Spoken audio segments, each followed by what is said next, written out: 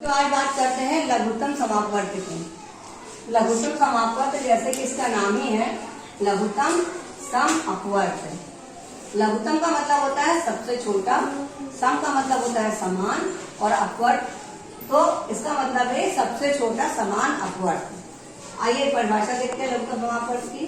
दी गई संख्याओं का लघुत्तम समापवर्त वह संख्या होती है जिसमें दी गई संख्याओं से भाग किया जा सकता है। जैसे कि 2, 3, 4 का लासा निकालिए। तो आइए देखते हैं लासा हम कैसे निकालेंगे। पहले हम क्या करेंगे, 2 के, 3 के और 4 के अपवर्त लिख लेंगे। 2 के अपवर्त हमने लिखे यहाँ पर, क्या लिखा, 2, 4, 6, 8, 10, 12, 14, 16, 18, 20, 22, 24।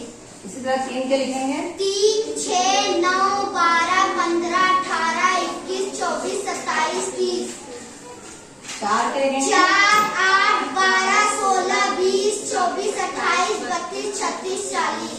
अब इसमें हमें देखना है कि कौन सी ऐसी दो संख्याएं हैं जो तीनों पहाड़ों में आ रही हैं। तो पहले हम देख रहे हैं 12 आ रही है तीनों में, और दूसरी कौन सी आ रही है, 24 आ रही है। अब हमें क्योंकि लघुत्तम समापवर्त निकालना है, ये समान अपवर्त तो है, समापवर्त तो बोलेंगे इसको, लेकिन हम लघुत्तम नहीं बोलेंगे। लघुत्तम यानी सबसे छोटा। तो 24 और 12 में छोटा क्या है, 12 छोटा है। तो जब 12 तीनों में आ रहा है तो 12 ही हमारा 2, 3 और 4 का लासा होगा।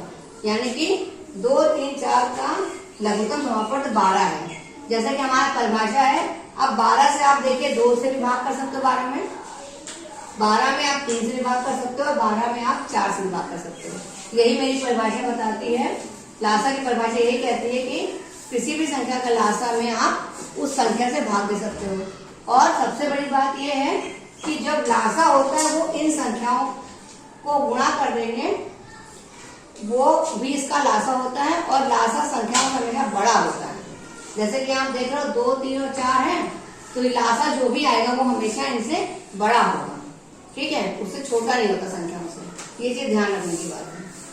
चलिए, आपको अब समझ में आ गया होगा कि लासा किसे कहते हैं। Thank you.